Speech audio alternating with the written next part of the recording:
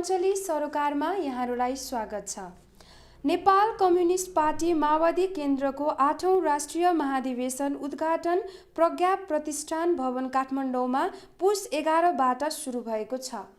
नयाँ क्रान्तिकारी विचार र क्रान्तिकारी पार्टी निर्माणका लागि 8औं राष्ट्रिय महाधिवेशन सुरु भएको हो। उक्त कार्यक्रममा प्रधानमन्त्री एवं नेपाली काङ्ग्रेस सभापति शेरबहादुर देउबा, एकीकृत समाजवादी पार्टीका अध्यक्ष माधव कुमार नेपाल, नेकपा एमालेका महासचिव शङ्कर पोखरेल, जनता समाजवादी पार्टीका अध्यक्ष उपेन्द्र यादव लगायत विभिन्न राजनीतिक दलका शीर्ष नेता तथा कार्यकर्ताको उपस्थिति रहेको थियो। हाम्रो पार्टीको 8औं महाधिवेशन गर्न गइराखेका छौँ र अहिले नेपालको राजनीति राष्ट्रिय अधिवेशनहरूको जस्तै बनेको छ। विभिन्न पार्टीहरूले आफ्नो अधिवेशन सम्पन्न पार्नु भएको छ। हामीले सुरुमा राष्ट्रिय सम्मेलन भनेर यसको तयारी गर्यौँ, तर हामी गर्दै गर्दा तलै टोलदेखिका भेला हुँदै वडा सम्मेलन, वडाका प्रतिनिधिबाट पालिका सम्मेलन, पालिका सम्मेलनबाट प्रदेशका सम्मेलन र प्रदेशका सम्मेलनबाट राष्ट्रिय सम्मेलनका निम्ति हामीले आफ्ना प्रतिनिधि चयन गरेका थियौँ र अध्यक्ष कमरेडद्वारा गत साउनमै प्रस्तुत गरिएको राजनीतिक प्रतिवेदनमाथि हामी केन्द्रित थियौँ र यो सम्मेलनका निम्ति पनि एउटा नयाँ विचार र एउटा नयाँ सङ्गठनात्मक योजना, एउटा राजनीतिक कार्यदिशाको नयाँ योजनासहित अगाडि बढ्ने हाम्रो तयारी थियो। तर हामी छलफल गर्दै जाँदा हामी सबै प्रक्रिया महाधिवेशनको जुन ढङ्गले पुरा गरेका छौँ, हामी यसैलाई हाम्रो पार्टीको महाधिवेशनको रूपमा 8औं महाधिवेशनको रूपमा रूपान्तरण गर्ने हामीले हिजो मात्रै निर्णय गरेर आज ऐतिहासिक 8औं महाधिवेशन हामी गर्न गइराखेका छौँ। हामी नेपालको परिवर्तन र आन्दोलनको एउटा वाहक, कम्युनिस्ट आन्दोलनको एउटा निरन्तरतामा क्रमभङ्गता गर्दै एउटा क्रान्तिकारी धार निर्माण गर्दै खास गरेर महान जनयुद्ध र त्यसैको सित समायोजन गर्दै गरिएको 12 बुँदे समझदारी, 19 दिने आन्दोलन, विस्तृत शान्ति सम्झौता, अन्तरिम संविधान सभाको निर्वाचन मार्फत देशलाई सङ्घीय लोकतान्त्रिक गणतन्त्र र दुईचोटि गरेर संविधान लेखेर एउटा समावेशी सङ्घीय लोकतान्त्रिक गणतन्त्रको संविधान लेखेर हामी अभ्यास गर्ने प्रक्रियामा छौँ। यसको लामो कम्युनिस्ट आन्दोलन, लामो हिजो निरङ्कुश राणातन्त्र हुँदै पञ्चायत हुँदै एउटा निरङ्कुशताका विरुद्ध फेरि अगाडि बढ्दै गरेको लोकतान्त्रिक आन्दोलन र पटक पटकका वाम आन्दोलनको एउटा गठबन्धन सहकार्यबाट हामीले नेपालमा आमूल परिवर्तन गर्यौँ।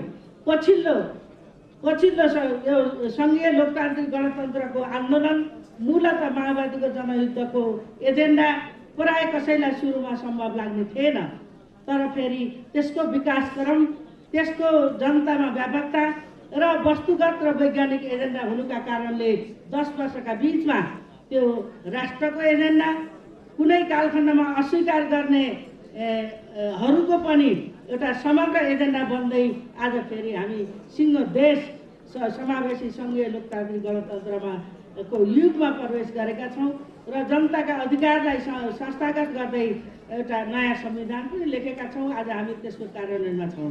त्यो कार्यान्वयनमा पनि कैयौँ चुनौतीहरू, उतार चढावहरू खडा भएका छन्। हामी त्यसका विरुद्ध पनि परिवर्तनका शक्तिहरू फेरि सहकार्य गर्ने एउटा प्रक्रियालाई पनि हामीले परम्परालाई पनि अगाडि बढाइराखेका छौँ।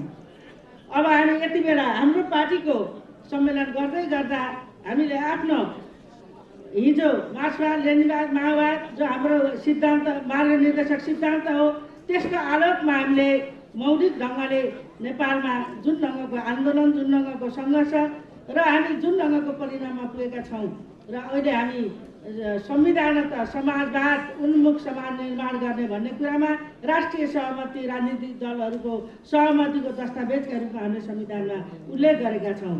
तर अब त्यसका आधार कसरी तयार पार्ने, त्यसको कार्यान्वयन तयार पार्ने यति बेला हाम्रो पार्टीको यो अधिवेशनको मुख्य एजेन्डा भनेको त्यो विचार राजनीतिमा का हिसाबले अब यसलाई कसरी कार्यान्वयन गर्दै अनि हामी त्यो समाजवादको आधार तयार पार्दै समाजवादमा जाने वैचारिक राजनीतिक हिसाबले हामी त्यसमा केन्द्रित भएर यो महाधिवेशन गर्दैछौँ। सँगसँगै हामी फेरि हामीले समग्र कार्यदिशा तय गरेपछि त्यसको कार्यान्वयन गर्ने एउटा जीवन्त एउटा सङ्गठन निर्माण गर्ने प्रक्रिया पनि हामी यो महाधिवेशनबाट गर्दैछौँ। हामीले यसमा नेपाली जनता, नेपाली राष्ट्र र अहिलेसम्म नेपाली जनताका पटक पटकका त्याग तपस्या र बलिदानका आन्दोलनबाट प्राप्त भएका उपलब्धिलाई संस्थागत गर्दै अनि नेपाली समाजलाई रूपान्तरण गर्दै समाजवादतिर अगाडि कसरी लैजाने हामी हाम्रो पार्टीको बहस र छलफल त गराउँछौँ नै, तर सँगसँगै हामी हिजो जो सहमत भएका छौँ समाजवाद उन्मुख समाजमा जाने हामी फेरि उहाँहरूसित पनि हामी छलफल अथवा उहाँहरूका धारणाको पनि हामी समीक्षा गर्दै अगाडि बढ्न चाहन्छौँ। र यही सन्दर्भमा यो महाधिवेशन हामीका विगत र वर्तमानको समीक्षा गर्दै भावी ढङ्गले हामी कसरी जान्छौँ, 21औं शताब्दीमा हामीले समाजवादमा जाने भनेको त्यो निश्चितै रूपमा हामी विगतका सबै अनुभवबाट लिन्छौँ, तर हाम्रै आफ्नै मौलिकतामा नेपाली विशेषतामा हामीले 21औं शताब्दीमा समाजवाद कसरी निर्माण गर्छौँ र त्यसको कार्यदिशा कस्तो बनाउँछौँ, हामी अहिले मूलभूत रूपमा त्यसैमा केन्द्रित भएर यो महाधिवेशन हामी गर्दैछौँ र त्यसको कार्यान्वयन एउटा क्रान्तिकारी विचार र निर्माण गर्ने र विचारको लागि कार्यान्वयन गर्ने भौतिक शक्तिका रूपमा रूपान्तरण हुने सङ्गठन निर्माण गर्ने र नेपाली जनता र राष्ट्रलाई अगाडि बढाउने, त्यसको नेतृत्व गर्ने, त्यसको अगुवाई गर्ने, त्यसलाई अगाडि लैजाने हाम्रो आफ्नो पार्टीको सोच र योजना यो महाधिवेशनमा हामी गम्भीर ढङ्गले छलफल गर्छौँ। अध्यक्ष कमरेडद्वारा राजनीतिक प्रतिवेदन तयार छ, त्यस्तै हाम्रो विधान छ, त्यो माथि छलफल गरेर व्यापक ढङ्गले करिब 5 दिन जति सञ्चालन हुने यो महाधिवेशनबाट हामीले हाम्रो राजनीतिक विचारधारा नयाँ, हाम्रो सङ्गठनलाई फेरि नयाँ र अनि देश र जनतालाई पनि एउटा नयाँ ठाउँमा पुर्याउने, एउटा नयाँ गन्तव्य समाजवादमा पुर्याउने एउटा मार्ग प्रशस्त गरेर यो महाधिवेशनबाट अगाडि जानेछौँ। उक्त कार्यक्रममा राजनीतिक दलका नेताहरूले सुरु गरिएको यो महाधिवेशन सफल होस्, यसले नयाँ शक्ति र ऊर्जा प्राप्त गरोस्, नयाँ जातिले राजनीतिक परिस्थितिलाई चिरेर एउटा सिङ्गो मुलुकलाई नयाँ दिशा दिन र नयाँ गति दिन सफल होस् भन्दै शुभकामना र आफ्नो धारणा विचार व्यक्त गरेका थिए। देशमा बस्नुभएका यस पार्टीका विशिष्ट व्यक्तित्वहरू, नेतागणहरू र विभिन्न भूगोलबाट आउनुभएका प्रतिनिधि साथीहरू, पत्रकार मित्रहरूमा राष्ट्रिय प्रजातन्त्र पार्टीको तर्फबाट र मेरो व्यक्तिगत तर्फबाट न्यानो राष्ट्रवादी अभिवादन टक्राउन चाहन्छु। सर्वप्रथम तपाईहरूको यो 8औं महाधिवेशन जुन परिस्थितिमा हुन गइरहेको छ, अहिले देशमा पक्कै पनि युवाहरूको चाहना, महिलाहरूको चाहना, विशेष गरेर विदेशमा रहेका लाखौं युवाहरू कसरी मेरो देश बनाउन सक्छु र मेरो पसिना मेरो देशको लागि खर्च गर्न पाऊँ भन्ने जुन चाहना छ, समृद्ध नेपाल, बलियो राष्ट्रियता भएको नेपाल, विदेशीहरूले हस्तक्षेप गर्न नसक्ने बलियो देश र आफ्नै स्वावलम्बन अर्थतन्त्र भएको मुलुक हेर्न चाहने आम नेपालीहरूको चाहना यो राष्ट्रिय महाधिवेशनमा छलफल गरेर तपाईहरूको त्यतातिर आफ्ना नीतिहरू पक्कै पनि जानेछन् भन्ने मलाई लाग्दछ र तपाईहरू पूर्ण रूपमा यो अधिवेशन भव्यताका साथ जुन सोचका साथ आउनु भएको छ, नेपाली जनताले जुन चाहना खोजिरहेको छ त्यतातिर सफलतापूर्ण ढङ्गबाट जनताका चाहनाहरूलाई छलफल गर्ने अधिकारहरूलाई छलफल गरेर सार्थक निष्कर्षमा पुग्नुस् भन्ने पनि शुभकामना दिन चाहन्छु। हुन त म आज यहाँ तपाईहरुको माझमा आएर यहाँ ड्यासमा बस्नुभएका नेतागणहरूका विचारभन्दा छुट्टै विचार बोक्ने एउटा पार्टीको नेताको हैसियतले तपाईहरुको माझमा शुभकामना दिन आइरहेको छु। म यति मात्र तपाईहरुलाई भन्न चाहन्छु कि तपाईँ र हाम्रो विचार भनेको फरक छ। यहाँ बस्नुभएका सम्पूर्ण दलहरूभन्दा विशेष गरेर आज महाधिवेशन भइरहेको नेकपा माओवादी केन्द्रको विचार र हाम्रो फरक छ। तर एउटा विचारमा म विश्वस्त छु, जुन विचार मौलिकताको विचार, जुन विचार तपाईहरुले संस्कृतिलाई, आफ्नै मुलुकको संस्कृतिलाई समृद्धि बनाउने विचार र जुन विचार आफ्नै स्वावलम्बन अर्थतन्त्र निर्माण गर्ने विचार, जुन विचार राष्ट्रियतालाई बलियो बनाउने विचार, जुन विचार एउटा विदेशीहरूको चलखेल पूर्ण रूपले निस्तेज गर्ने विचारमा तपाईँ र हाम्रो पूर्ण सहमत छ भन्ने मैले ठानेको छु। र विचार र वादहरू फरक हुन सक्दछ। राजनीति गर्ने बेला विचार र वादहरू फरक हुन्छ मित्रहरू। तर हामी यही मुलुकमा जन्मेका दलहरू भएका कारणले गर्दा आज यो मुलुकका जनताहरूको जीवन स्तर कस्तो छ, आज यो मुलुकका युवाहरू, लाखौं युवाहरू विदेशमा रोजगारीका नाममा खाडी मुलुकमा 100 डिग्री भन्दा बढी तातो भूमिमा आफ्ना पसिना रगतलाई पसिना चुहाएर विदेशी भूमिलाई सिंचित गरेर विकास निर्माणमा लागिरहेका युवाहरूलाई यो मुलुकमा ल्याएर मेरो देश बनाउनका लागि अब प्रयोग गर्ने कि नगर्ने भन्ने प्रश्न यही छ। त्यसैले हामी वादतिर होइन, हामी विचारतिर होइन, राष्ट्रियता बलियोतिर लागौं, युवाहरूलाई विदेश स्वदेशमै रोजगारी निर्माणतिर लागौं र एउटा बलियो अर्थतन्त्र भएको, राष्ट्रियता बलियो भएको देश निर्माण गर्नमा सबै दलहरू एक ठाउँमा जुटौं भन्ने निवेदन गर्दै फेरि पनि तपाईहरुको यो अधिवेशन पूर्ण रूपले सफल होस्, भव्यताका साथ तपाईहरुका आफ्ना नीतिहरू, तपाईहरुका आफ्ना विचारहरू जनताको जनतालाई एउटा पूर्ण अधिकार सम्पन्न बनाउन, महिलालाई समान महिला नागरिक बनाउन र युवाहरूलाई फेरि यो देशमा फर्केर मेरो देश नेपाल बनाउतिर लाग्नका लागि तपाईहरुको यो अधिवेशन सफल हुनेछ भन्दै बिदा हुन चाहन्छु। धन्यवाद। जय राष्ट्र, जय जनता, नमस्कार। आदरणीय कमरेडहरू एवं मित्रहरू, नेकपा माओवादीको 8औं राष्ट्रिय महाधिवेशनको उद्घाटन समारोहको अतिथि दीर्घामा उभिएर म देशभक्त परिवर्तनवादी पार्टी नेकपा मालेको तर्फबाट र आफ्नै तर्फबाट समेत यस महाधिवेशनको सफलताको कामना गर्दछु। यस पार्टीका समर्पित नेता तथा कार्यकर्ताहरूको सार्वजनिक भएको चाहना अनुसार महाधिवेशनले गर्ने फैसला र त्यसले लिने कार्यदिशाले यस पार्टीलाई नवजीवन प्रदान गर्न सकुन् भन्ने कामना समेत गर्दछु। कमरेडहरू एवं मित्रहरू, मैले सुन्ने गरेको छु, तपाईहरुले पनि अवश्य नै सुन्नु भएको हुनुपर्छ कि हिजो आज जताततै जनताले भन्ने गर्छन् हामीले पटक पटक व्यवस्था बदल्यौं तर हाम्रो अवस्था बदलिन सकेन। मैले यसलाई जनताको हामी जो समय समयमा व्यवस्था परिवर्तनको वाहक बन्यौं, हामी प्रतिको, उनीहरू प्रतिको यस असन्तुष्टिको रूपमा र जनताका जवाब तलबको रूपमा मैले बुझेको छु, मैले लिएको छु। किन यस्तो गर्यो, किन यस्तो भयो भनी आक्रोशित नजरका साथ निर्दोष जनताले झुम्टिरहेको जस्तो मैले मानेको छु।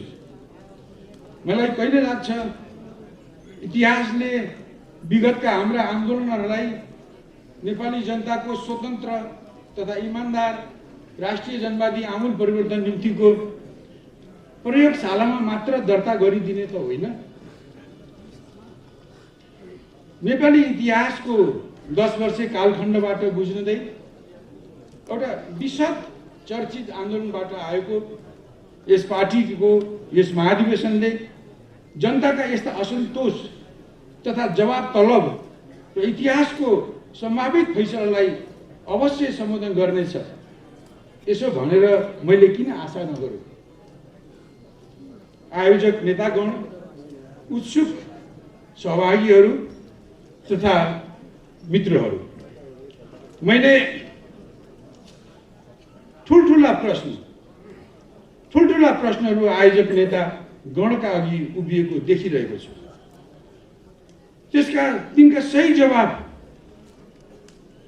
समीक्षाबाट, तथ्यबाट, सत्य खोज्ने माध्यमबाट ननिकाल्ने हो भने देशमा एक खाले अन्यल कायमै रहनेछ।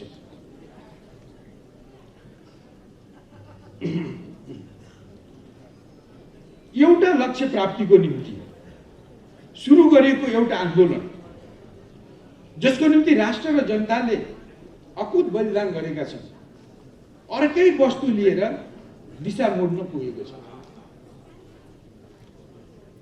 तब नमिटिने गरी जिज्ञासाहरू उठेका छन्। किन त्यो तत्कालिक लक्ष्य प्राप्त भएन? त्यो घोषित लक्ष्यलाई कसले अपहरण गर्यो? अथवा के त्यो लक्ष्य लिनु नै समय सापेक्ष थिएन? समयले जवाब खोजिरहेको छ। जिम्मेदार राजनीतिक पार्टीले आफूपट्टि उभिएका यस्ता प्रश्नबाट मुख मोडिरहन सक्छ र सक्दैन भनी म किन आशा नगरौँ। मार्क्सवाद उत्पीडित जनता र उत्पीडित राष्ट्रहरूको पक्षधर सर्वहारावर्गीय विज्ञान सम्मत सिद्धान्त हो भने विश्वभर ख्याति प्राप्त छ। विश्वमा उत्पीडक शासकहरूद्वारा सञ्चालित राष्ट्रहरू पनि छन्। यस्ता शासकहरूबाट सञ्चालित राष्ट्रको परोक्ष संलग्नतामा सञ्चालित आन्दोलनले उत्पीडित राष्ट्रलाई स्वतन्त्रता र मुक्ति दिन सक्दैन भन्ने मार्क्सवादी मान्यता विपरीत आचरण गर्ने राजनीतिक शक्तिले कसरी आफूलाई 24 क्यारेट मार्क्सवादी हो भन्ने दाबीलाई प्रमाणित गरिरहन सक्छ? यस्तो आरोपलाई जिम्मेदार आयोजक नेता मित्रहरूले पार्टीको यस 8औं राष्ट्रिय महाधिवेशन मार्फत सम्बोधन गर्नुहुनेछ भने मैले किन आशा नगरौँ। कुनै पनि सार्वत्रिक सिद्धान्तलाई, युनिभर्सल सिद्धान्तलाई कुनै पनि देश विशेषमा त्यसका वस्तुस्थिति र त्यसका विशेषता अनुकूल हुने गरी मात्र लागू गर्न सकिन्छ। यो कुरा मार्क्सवाद र नेपालबारे पनि लागू हुन्छ। नेपालमा मार्क्सवादलाई नेपाली जनताको राष्ट्रिय जनवाद र त्यसको जनवादी सत्ता प्राप्ति निम्तिको आन्दोलनमा सङ्गठित ढङ्गले एकाकार गर्न खोजिएको 72 वर्ष पुगिसकेको छ। तर पनि यस प्रयत्नमा काहीँ कतै ठुल्ठुला भङ्गहरू रहेको प्रतीत भइरहेको छ। हाम्रो आफ्नै राष्ट्रिय जनवादी जनक्रान्ति सम्पादन गर्ने बाटो कुन हो? जति राजनीतिक आन्दोलन गरे पनि र जनताका अधिकारहरू जति बढाए जस्तो लागे पनि किन हामीलाई झन्झन आन्तरिक गोलमाल र बाह्य चक्रव्यूहमा फसिरहेको अनुभव भइरहेको छ? के साँच्चै हामी हाम्रा अन्तर्राष्ट्रिय गुरुहरूका यस्ता शिक्षा र अनुभवहरूलाई नेपालको वस्तुस्थिति र विशेषता अनुरूप सठिक ढङ्गले लागू गरिरहेका छौँ? आफूलाई विशिष्ट आन्दोलनबाट खारिएका साहसी नवपरिवर्तनकारी नेता भएको महसुस गर्ने आयोजक नेता मित्रहरूबाट यसै महाधिवेशनमा पनि उपरोक्त प्रश्नहरूलाई सम्बोधन गर्ने प्रयत्न हुनेछ भने मैले किन आशा नगरौँ। अन्त्यमा नेपाली कम्युनिस्ट आन्दोलनका विविध पक्षका विवरण प्रस्तुत गर्नुभन्दा पनि माथि उल्लेखित प्रश्नहरूको सही जवाब खोज्नपट्टि लाग्नु नै आजको प्रमुख दायित्व हो भन्ने मलाई लाग्दछ। यस्ता प्रश्नहरूको जवाब खोज्दै नेकपा माओवादी केन्द्रको यो 8औं राष्ट्रिय महाधिवेशन सफलताको साथ सम्पन्न होस् भन्ने म पुनः कामना गर्न चाहन्छु। आमन्त्रणको निम्ति आयोजक पार्टी र नेता मित्रहरूप्रति कमरेडहरूप्रति धेरै धेरै आभार व्यक्त गर्छु। धन्यवाद। नेपाल कम्युनिस्ट पार्टी माओवादी केन्द्रको यो सम्पन्न हुन गइरहेको 8औं महाधिवेशनको उद्घाटन सत्रका सभापति र पार्टीका अध्यक्ष कमरेड यो कार्यक्रममा उपस्थित हुनुभएका सरकारका प्रधानमन्त्री र नेपाली काङ्ग्रेसका अध्यक्ष, विभिन्न पार्टीका नेता साथीहरू, यहाँ उपस्थित हुनुभएका महाधिवेशनका प्रतिनिधि र पर्यवेक्षक कमरेडहरू र अन्य साथीहरू, कलाकार साथीहरू, यहाँहरू सबैलाई सर्वप्रथम म नेपाल कम्युनिस्ट पार्टी क्रान्तिकारी माओवादीको तर्फबाट र म आफ्नै तर्फबाट हार्दिक एवं क्रान्तिकारी अभिवादन गर्न चाहन्छु। सबभन्दा पहिले त म हाम्रो पार्टीलाई यहाँ यो तपाईँहरूको भव्य कार्यक्रममा आमन्त्रित गर्नुभएकोमा आयोजक कमरेडहरूलाई म आयोजक कमरेडहरूप्रति म आभार पनि व्यक्त गर्न चाहन्छु र यो नेपाल कम्युनिस्ट पार्टी माओवादी केन्द्रको यो 8औं महाधिवेशन भव्यताका साथ सफल होस् भन्ने पार्टीको तर्फबाट शुभकामना पनि म व्यक्त गर्न चाहन्छु। यहाँ जे भए पनि हामी कुनै समयमा नेकपा माओवादी हुँदाखेरि हामी सँगै वर्षौंसम्म चाहिँ बसेको अनुभूति पनि मलाई यहाँ भइरहेको छ र यहाँ सहभागी भइरहँदाखेरि मलाई ती पुराना दिनहरू पनि मलाई सम्झना भइरहेको छ र यहाँ तपाईँहरूले र तपाईँहरूको पार्टीका अध्यक्षले बेला बखतमा भन्ने गर्नुभएको कुरा कि पुराना माओवादी एकजुट हुनुपर्छ, एकताबद्ध हुनुपर्छ भनिरहेको कुरा पनि त्यतिखेर म राम्रोसँग सम्झिरहेको छु र हामीले यसलाई नकारात्मक होइन सकारात्मक अर्थमा बुझ्ने गरेका छौँ। हामी चाहन्छौँ नेपालमा भएका सम्पूर्ण कम्युनिस्ट क्रान्तिकारीहरू एकताबद्ध हुनुपर्छ र उनीहरूले आफ्नो लक्ष्य हासिल गर्नको निम्ति जनताले जुन रगत बगाएका थिए त्यसलाई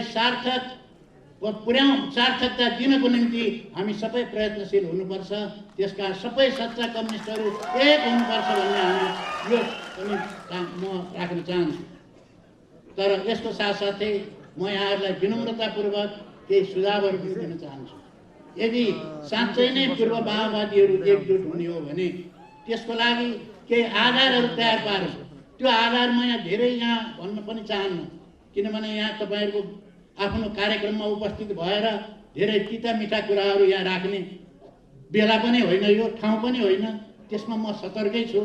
तैपनि यहाँ केही विषयहरू सुझावको रूपमा म तपाईँहरू टाढा टाढाबाट र देशभित्रबाट आउनुभएका प्रतिनिधिहरू समेत हुनुभएको हुनाले तपाईँहरूको महाधिवेशनमा यो कुरो उठिदिए राम्रो हुन्थ्यो भन्ने चिन्ताका साथ केही कुराहरू म राख्न चाहन्छु।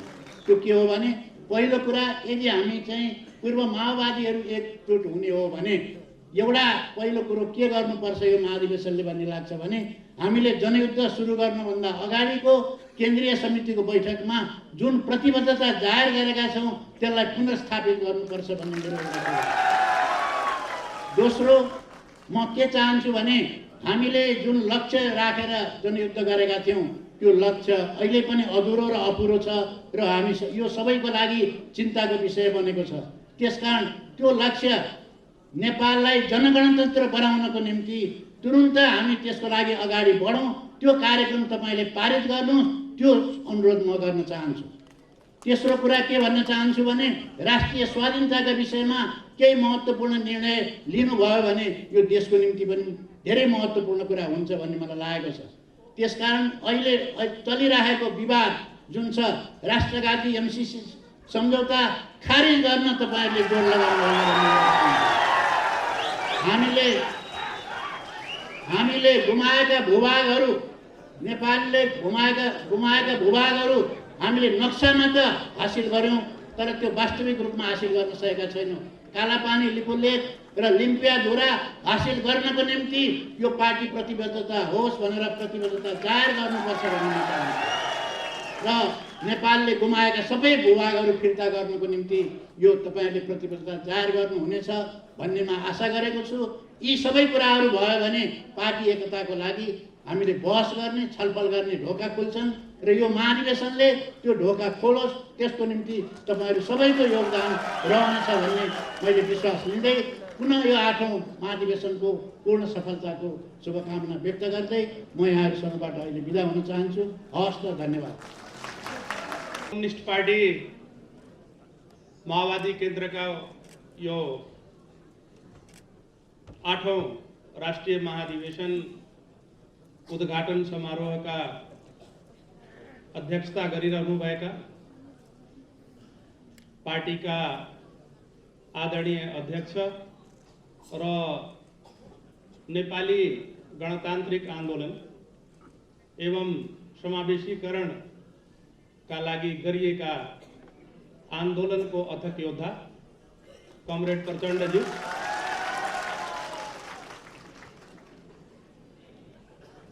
सम्माननीय प्रधानमन्त्री शेरबहादुर देउवाज्यू, पूर्व प्रधानमन्त्री माननीय माधव कुमार नेपालज्यू, मञ्चासीन सबै आदरणीय नेता साथीहरू, पत्रकार बन्धुहरू, यो सभाकक्षमा उपस्थित गणतन्त्र र समावेशीकरणका लागि, संघीयताका लागि जीवन न्यौछावर गरेर सङ्घर्ष गर्नुभएका तमाम क्रान्तिकारी योद्धाहरू, म सबभन्दा पहिले मेरो तर्फबाट मेरो पार्टी लोकतान्त्रिक समाजवादी पार्टी नेपालको अध्यक्ष आदरणीय महन्त ठाकुरज्यूको तर्फबाट र सिङ्गो पार्टी पङ्क्तिको तर्फबाट नेपाल कम्युनिस्ट पार्टी माओवादी केन्द्रको यो 8औं महाधिवेशनको सफलताको लागि हार्दिक शुभकामना व्यक्त गर्न चाहन्छु। स्वीकार्नुहोस् हार्दिक शुभकामना। नेपाल कम्युनिस्ट पार्टी माओवादी केन्द्र र पार्टीका अध्यक्ष आदरणीय प्रचण्डज्यूले विगतमा जुन प्रकारले यो देशलाई एउटा फरक धारा प्राप्तिको आन्दोलनको नेतृत्व गर्नुभयो, यो पार्टी जनयुद्धमा जानुभन्दा पहिलेदेखि स्वर्गीय गजेन्द्र नारायण सिंहको नेतृत्वमा यो देशका शोषित पीडित उपेक्षित मधेसी समुदाय, आदिवासी जनजातिहरू, दलितहरू, महिलाहरू, पिछडिएका क्षेत्र र वर्गका जनताको पक्षमा हामीले आन्दोलन उठाएका थियौँ। त्यो आन्दोलन शान्तिपूर्ण थियो। जब जनयुद्ध सुरु भयो, सबै पार्टीहरूले वा धेरै पार्टीहरूले भनौँ प्रचण्डज्यूको र यहाँहरूको नेताहरूको बारेमा गर्ने टिप्पणीहरू र तत्कालीन नेपाल सद्भावना पार्टी, जसको म पनि विद्यार्थी नेतादेखि हितमानजी लगायतका साथीहरूसँग काम गरेका थियौँ आफ्नो सङ्गठनमा, शङ्करजी पनि हाम्रा समकालीन विद्यार्थी नेता, राजेन्द्र लिङ्गदेन पनि हामी समकालीन विद्यार्थी नेताहरू थियौँ। त्यो जमानादेखि नै हामीले के गरेका थियौँ भने कहिले पनि माओवादीलाई के भन्छ यो आतंकवादी पार्टी भनेन। गजेन्द्र नारायण सिंहले कहिले पनि यहाँहरूको पार्टीलाई आतंकवादी पार्टी भन्नुपर्छ भन्ने डकुमेन्टमा कहिले सही गर्नु भएन र उहाँले जहिले पनि माओवादीसँग वार्ता गरेर समस्याको समाधान खोज्नुपर्छ भन्ने गर्नुहुन्थ्यो। म जस्ता तत्कालीन विद्यार्थी नेताहरूले सोध्ने गर्थ्यो, किन हामीले माओवादीलाई क्रान्तिकारी भन्छौँ, किन हामी माओवादीलाई आतंकवादी भन्दैनौँ। उहाँ भन्नुहुन्थ्यो हाम्रो एजेन्डा उस्तै उस्तै हो, प्राप्तिको बाटो हामी गान्धीवादी छौँ, उहाँहरू माओवादी हुनुहुन्छ, हामी शान्तिवादी छौँ, उहाँहरू क्रान्तिकारी हुनुहुन्छ। त्यसैले बाटो जुनसुकै भए पनि लक्ष्य एउटै भएकोले हामी प्रत्यक्ष रूपमा नभए पनि अप्रत्यक्ष रूपमा त्यसलाई सघाउनुपर्छ भन्ने उहाँको धारणा थियो। आज गजेन्द्र नारायण सिंह हुनुहुन्न, उहाँले स्थापना गरेको पार्टी पनि त्यही रूपमा छैन, तर प्रचण्डजी हुनुहुन्छ। संघीयता आयो, तर कस्तो संघीयता आयो अहिलेसम्म थाहा हुन सकिरहेको छैन। समावेशीकरण पनि भयो, यो संविधानमा सबै थोक छ, तर केही पनि छैन। जहाँ सबै थोक हुन्छ, जहाँ तपाईँको सबै हितैषी नै हुन्छन्, त्यहाँ कोही हितैषी हुँदैन। अस्पतालमा 1 पोइन्ट ब्लड कसैले दिँदैन। त्यसैले सबै चिज भएकोले केही पनि छैन। हामी त्यसको लागि मधेस आन्दोलन गरिरहेका थियौँ। अरू नेताजीहरू पनि आफ्नो समयमा लामो क्रान्तिकारी इतिहास भएको नेताहरू यो मञ्चमा हुनुहुन्छ, तर हामीले 6 महिनासँग म्याराथन मधेस आन्दोलन गऱ्यौँ शान्तिपूर्ण तरिकाले। त्यो आन्दोलन अहिलेसम्म सम्बोधन हुन सकेन। आदरणीय प्रचण्डजी भन्नुहुन्थ्यो प्राप्त उपलब्धिको रक्षा गरौँ, जस्तो सुकै भए पनि एक ठान संविधान बनाऊ, जति चिज आउँछ आउँछ, होइन भने प्रतिगामीहरू टाउको ठड्याउँछन्। त्यसैले प्राप्त उपलब्धिलाई संविधानमा लेखौँ, संविधान बनाऊ, जारी गरौँ, अनि तपाईँहरूको एजेन्डा सम्बोधन हुन्छ। तर संविधान बनेको 5 वर्षभन्दा बढी भइसक्यो। एउटा संसदको कार्यकाल पनि 2 पटक सकेर तेस्रो पटक यहाँ हामी उभिरहेका छौँ। तर त्यो विषयमा यो देशमा सबै विषयमा खूब छलफल भयो, तर त्यही एजेन्डाको विषयमा छलफल भएन, जुन एजेन्डाको लागि तपाईँहरू जीवन उत्सर्ग गरेर लड्नुभयो र जुन एजेन्डाको लागि हामी शान्तिपूर्ण तरिकाले धरना, अनसन र जुलुस नाराको राजनीति गऱ्यौँ। त्यसैले म यहाँ मञ्चमा आसीन तमाम नेताज्यूहरूलाई र खास गरेर नेपाल कम्युनिस्ट पार्टी माओवादी केन्द्र, जो ती दुईटै एजेन्डामा सङ्घीयता र समावेशीकरणको एजेन्डामा गणतन्त्रता प्राप्ति भइसकेको छ, त्यसलाई कसैले हल्लाउन पनि सक्दैन।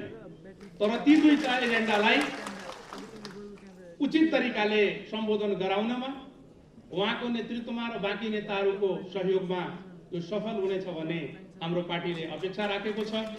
त्यही अपेक्षा यहाँ पस्किँदै यहाँहरूको 8औं राष्ट्रिय महाधिवेशनको सफलताको पुनः कामना गर्दै यहाँबाट बिदा हुने अनुमति चाहन्छु। हस्त धन्यवाद। जय मातृभूमि, क्रान्तिकारी अभिवादन। होचो मान्छेलाई विशेष सुविधा हो।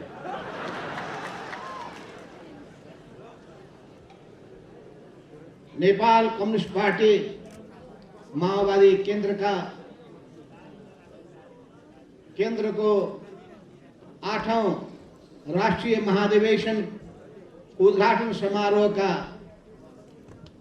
सभापति, नेपाल कम्युनिस्ट पार्टी माओवादी केन्द्र का अध्यक्ष पुष्पकमल दाहाल प्रचण्डज्यू, मञ्चमा विराजमान हुनुभएका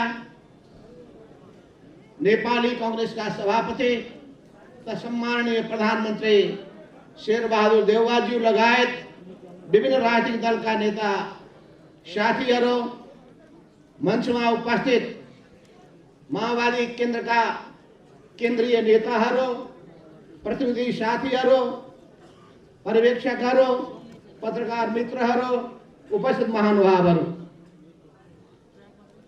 सर्वप्रथम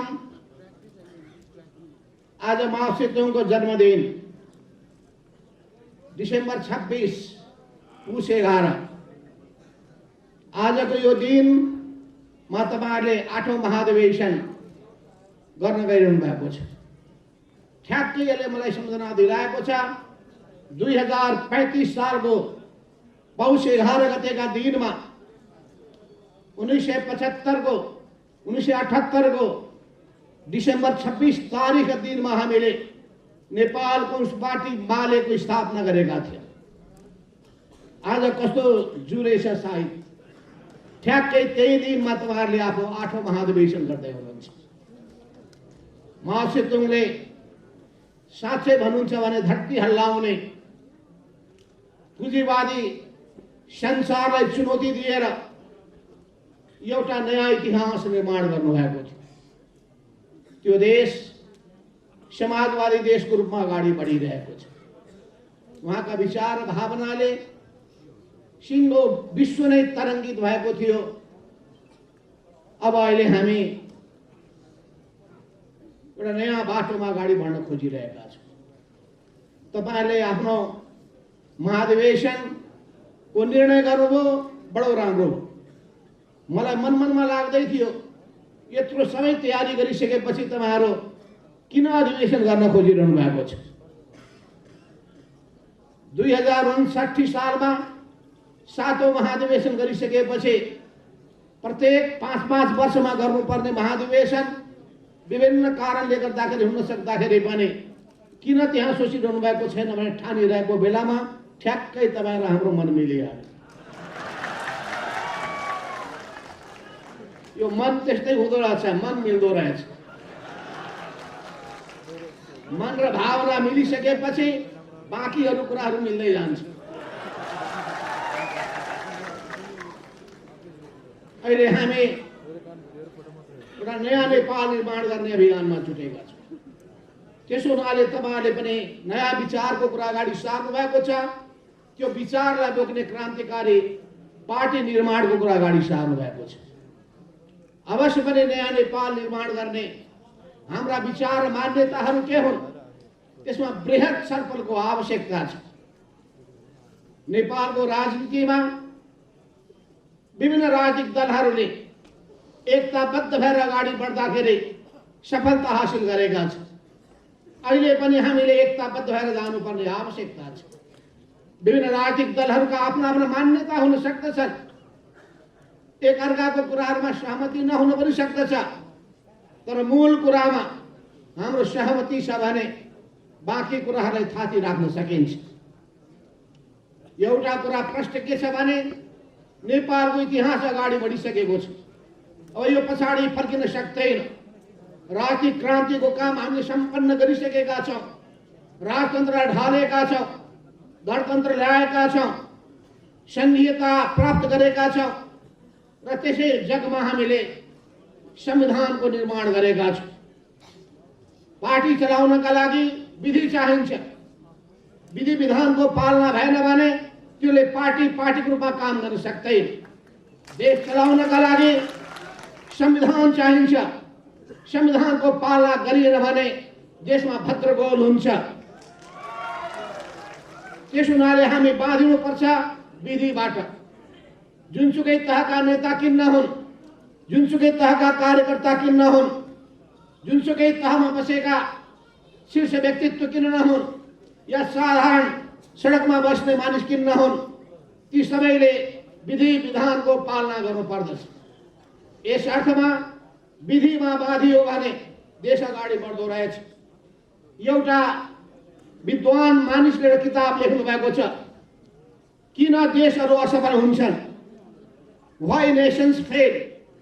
यसको कारण के हो भने मानिसहरू, नेताहरू र पार्टीहरू बाँधिन चाहँदैनन्, नियममा बाँधिन चाहँदैनन्, विधिमा बाँधिन चाहँदैनन्, विधानमा बाँधिन चाहँदैनन्। त्यस हुनाले हामीले सोच विचार गरेर विधि तय गर्ने हो, तय गरेको विधिको सबैले पालना गर्ने हो। यस अर्थमा पार्टीभित्र कार्यकर्ता र सदस्यको अधिकार सबैभन्दा ठुलो हुन्छ।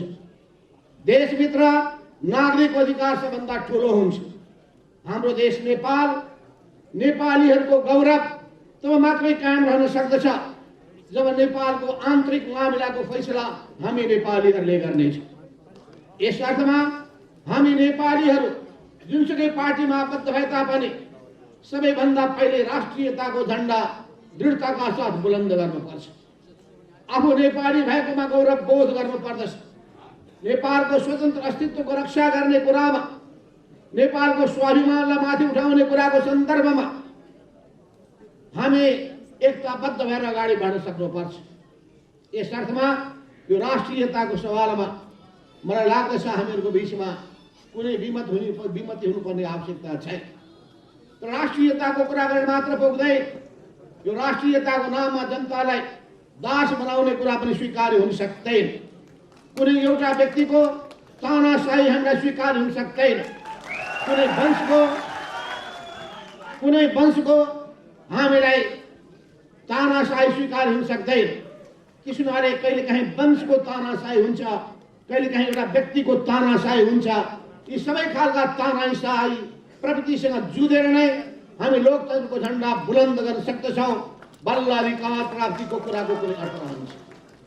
यस अर्थमा लोकतन्त्रका मूल्य र मान्यतालाई आत्मसात गरेर सिङ्गो देशमा सबैको सम्मानको स्थितिलाई सुनिश्चित गरेर, सबैको मर्यादाको रक्षा गरेर, सबैप्रति सम्मान भाव राखेर अगाडि बढ्न सक्ने हो भने अनि देशले बल्ल प्रगति गर्न सक्दछ। यस अर्थमा असमानताहरू हाम्रो नेपाली समाजमा विद्यमान छ, विभेदहरू नेपाली समाजमा विद्यमान छ, अन्याय नेपाली समाजमा विद्यमान छ, अत्याचार अझै पनि नेपाली समाजमा विद्यमान छ। त्यस हुनाले हाम्रो ध्यान यो असमानतालाई अन्त्य गर्ने कुरामा, अन्यायलाई अन्त्य गर्ने कुरामा, विभेदलाई समाप्त पार्ने कुरामा, शोषण उत्पीडनलाई समाप्त पार्ने कुरामा जनताको पीडा र वेदनाहरूलाई सम्बोधन गर्ने कुरामा केन्द्रित हुनुपर्दछ। त्यसो भए मात्रै हामीले आफूलाई लोकतान्त्रिक भन्ने हो भने पनि, वामपन्थी भन्ने हो भने पनि, कम्युनिस्ट भन्ने हो भने पनि त्यसको कुनै अर्थ रहन सक्दछ। राजनीतिक पार्टी जनताको विश्वास जित्यो भने मात्रै अगाडि बढ्न सक्दछ। जनताको विश्वास जित्नका लागि कुरा मात्रै पर्याप्त हुँदैन, कामलाई, व्यवहारलाई जनताले हेर्न चाहन्छ। काम र व्यवहारमा हामी कहाँ चुकेका छौँ त्यसको समीक्षा गरौँ। किन यत्रो वर्ष बितिसकेको छ हामीले अपेक्षित सफलता हासिल गर्न सकिरहेका छैनौँ? किन यो समाजबाट हामीले गरिबी अन्त गर्न सकिरहेका छैनौँ? गरिबी अभावमा अझै पनि जनता बाँच्नु परेको यो स्थितिलाई हामीले किन यथोचित सम्बोधन गर्न सकेका छैनौँ? यसको निम्ति पहिलो कुरा के हो भने पार्टीका नेताहरूको बिचमा छलफल हुनु पर्यो। हाम्रो बिचमा छलफलको एजेन्डा बन्नु पर्यो। हामीले समाजवादको नारा दिइरहेका छौँ, नयाँ समाज निर्माण गर्ने कुरा गरिरहेका छौँ। त्यो समाजवाद कस्तो हुनेछ, नेपाली विशेषताको समाजवाद कस्तो हुनेछ, त्यसको निम्ति नेताहरूको बिचमा, पार्टीहरूको बिचमा, विज्ञहरूको बिचमा, बुद्धिजीवीहरूको बिचमा, आम जनताको माझमा व्यापक छलफल बहस हुनु पर्दछ। त्यस हुनाले म हाम्रा प्रधानमन्त्रीज्यूलाई भन्न चाहन्छु, तपाईँले अहिले गठबन्धन दलका बिचमा, त्यसपछि संसदमा रहेका दलहरूको बिचमा अनि बौद्धिक समुदायहरूको बिचमा पनि व्यापक एउटा बहस सुरु गर्नुहोस्, छलफल सुरु गर्नुहोस्। त्यसको निम्ति प्रत्येक पार्टीले पनि आफ्नो तर्फबाट पहल गर्न सक्दछन्। आफ्नो आफ्नो पार्टीमा बृहत छलफल गरेर नेपाली नमुनाको समाजवाद कस्तो हुनेछ, हामीले परिकल्पना गरेको नेपाल कस्तो हुनेछ, त्यो नेपालमा गरिबी, अभाव र बेरोजगारी यी समस्या हल हुनैपर्छ। शोषण, उत्पीडन र अन्याय अत्याचारको अन्त्य हुनैपर्छ। जनताको घाँस बाँस कपास र शिक्षा, स्वास्थ्य र रोजगारीको समस्या सम्बोधन हुनैपर्छ। सबैले सुरक्षाको प्रत्याभूति पाउनैपर्छ। यी कुराहरू हुन सकेनन् भने, हाम्रो देशले समृद्धि हासिल गर्न सकेन भने, विकासले तीव्रता प्राप्त गर्न सकेन भने हामी पछाडि पर्नेछौँ। त्यसो नेपाललाई अघि बढाएर लिएर जान सक्ने हामीसँग पर्याप्त साधन स्रोतहरू छन्। हाम्रो जनशक्ति पनि सक्षम हुन सक्दछ। मेहनती, इमान्दार, कर्तव्यनिष्ठ र खुबी र क्षमता भएको त्यो जनशक्ति हामी निर्माण गर्न सक्दछौँ। त्यस हुनाले जनशक्ति पनि सक्षम छ भने, साधन स्रोतहरू पनि पर्याप्त छन् भने, अन्तर्राष्ट्रिय सद्भाव पनि प्राप्त गरेका छौँ भने देशको विकास हुन नसक्ने कुनै पनि अवस्था छैन। त्यस हुनाले हामीले निराश हुनुपर्ने कुनै अवस्था म देखिरहेको छैन। तर हामीले जनताको जसरी विश्वास जित्नु पर्ने हो त्यो विश्वास जित्न सकेका छैन। राजनीतिक दलहरूप्रति मान्छेमा अझै पनि वितृष्णा भएको देखिन्छ। नेताहरूप्रति अझै पनि वितृष्णा हुने गरेको छ। यसको एउटा कारण हो भ्रष्टाचार। यो भ्रष्टाचारलाई जबसम्म हामी निमित्तान्न पार्दैनौँ, भ्रष्टाचारको यो प्रवृत्तिबाट देशलाई मुक्त गर्दैनौँ, तबसम्म हामी अपेक्षित सफलता हासिल गर्न सक्दैनौँ। कुनै पनि क्षेत्रमा विधि स्थापित गर्न सक्दैनौँ। पारदर्शिताको लागि हामी लाग्न सक्दैनौँ। त्यो पारदर्शी विधि स्थापित गर्नका लागि हामीले धेरै काम गर्नुपर्ने आवश्यकता छ। अहिलेसम्म हामीले गरिबी पहिचान पत्र बाँड्न सकेका छैनौँ। अहिलेसम्म राष्ट्रिय परिचय पत्र बाँड्न सकेका छैनौँ। अहिलेसम्म हामी डिजिटल इकोनोमीलाई राम्ररी पालन गर्न सकिरहेका छैनौँ। संसार कहाँबाट कहाँ पुगिसकेको छ, तर अहिलेसम्म हामीले विज्ञान र प्रविधिको जसरी प्रयोग गर्नुपर्ने हो त्यो गर्न सकेका छैन। त्यसो हुनाले यी सबै चिजहरू पनि महाधिवेशनको मञ्चमा तपाईँले बृहत छलफल पनि गर्नुहुनेछ। महाधिवेशन खाली अमूर्त सिद्धान्तको छलफल गर्ने थलो होइन, त्यो हाम्रो व्यवहारलाई अघि बढाएर लिएर जाने, बाटो देखाउने त्यो एउटा थलो पनि हो। यस अर्थमा अहिले नेपाली समाज कुन अवस्थामा छ, त्यो नेपाली समाजलाई कसरी परिवर्तन गर्ने, जनता कस्तो पीडा र वेदनामा बाँचिरहेका छन् र जनताको पीडा र वेदनालाई कसरी सम्बोधन गर्ने, यी कुराहरूमा हाम्रो ध्यान जानुपर्छ। देशको समस्याको बारेमा, जनताको समस्याको बारेमा, समाजको समस्याको बारेमा बृहत छलफलको आवश्यकता छ। परिवर्तनको एजेन्डालाई केन्द्रबिन्दुमा राखेर चल्नुपर्ने आवश्यकता छ। त्यस हुनाले यो परिवर्तन नेपाली जनताको हित कल्याणका लागि हुनुपर्दछ। त्यस हुनाले म तपाईँहरूको यो महाधिवेशन बृहत छलफल गरेर अनेक विचार मन्थन गरेर निष्कर्षमा पुगेर एउटा सही बाटो लिएर अगाडि बढ्न सकोस्। अवश्य पनि हामीले इतिहासको चर्चा गर्छौँ। इतिहासका बारेमा कतिपय विमति हुन सक्दछन्, इतिहासका घटनाक्रमका बारेमा विमति हुन सक्दछन्, तर समग्रतामा के हो भने नेपाली समाज अगाडि बढेको छ। हामी सबैको साझा प्रयत्नबाट बढेको छ। हामी सबैले एकताबद्ध नभएको भए कमल पुष्पलालले भन्नुभएको थियो, नेपालमा यदि पञ्चायती तानाशाहीलाई ढाल्नु छ भने, राजालाई कमजोर पार्नु र पार्नु छ भने यहाँ वामपन्थी शक्ति र लोकतान्त्रिक शक्ति एकताबद्ध हुनै पर्छ। अन्तमा उहाँकै भविष्यवाणी सही साबित भयो। कतिपय पार्टीमा त्यस्तो गर्नु हुँदैन भन्ने मान्यता थियो। त्यसो हुनाले हामीले एकले अर्कालाई निषेध गरेर होइन, सबैका आफ्ना आफ्ना खुबी र क्षमताहरू छन्, जनशक्तिहरू विभिन्नको पक्षमा रहेका छन्, जनताको समर्थन प्राप्त गरेका छन्, तर हाम्रो मूल ध्यान कहाँ हुनुपर्छ भने नेपाली देशभक्तिमा, नेपाली जनताको समस्यामा, नेपाली समाजको परिवर्तन रूपान्तरण गर्ने कुरामा हाम्रो ध्यान जानुपर्छ। हाम्रो नेपाली जनता कसरी खुसी हुन सक्छन्, सुखी हुन सक्दछन्, देश कसरी समृद्ध हुन सक्दछ, यसमा हाम्रो ध्यान जान सक्यो भने बल्ल राजनीतिक दलको कुनै औचित्य रहन्छ, नेताहरूको कुनै अर्थ रहन्छ।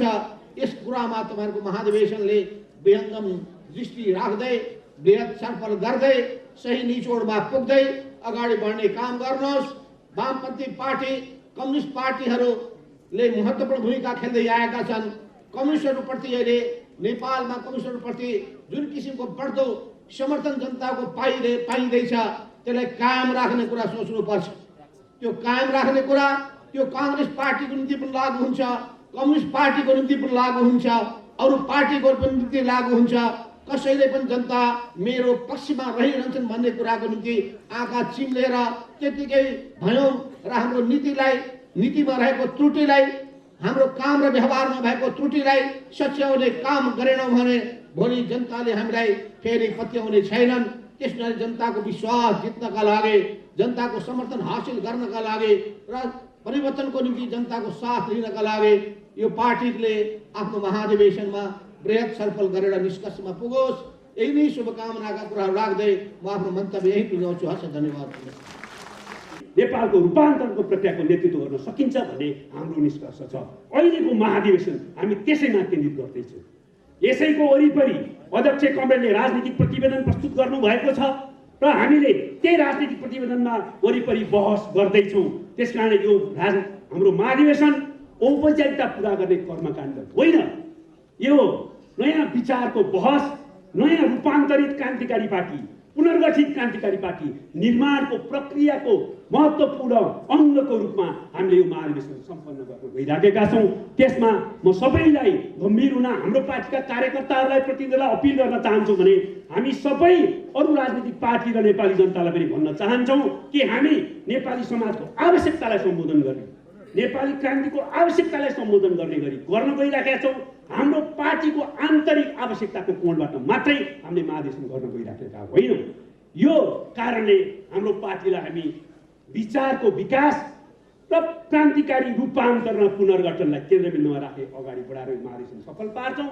र यो महाधिवेशनले यो मुख्य काम सँगसँगै हामीले वाम लोकतान्त्रिक गठबन्धन, संविधान र लोकतन्त्रको रक्षाका निम्ति त्यो वाम लोकतान्त्रिक गठबन्धन र सहकारलाई पनि जारी राख्छौँ।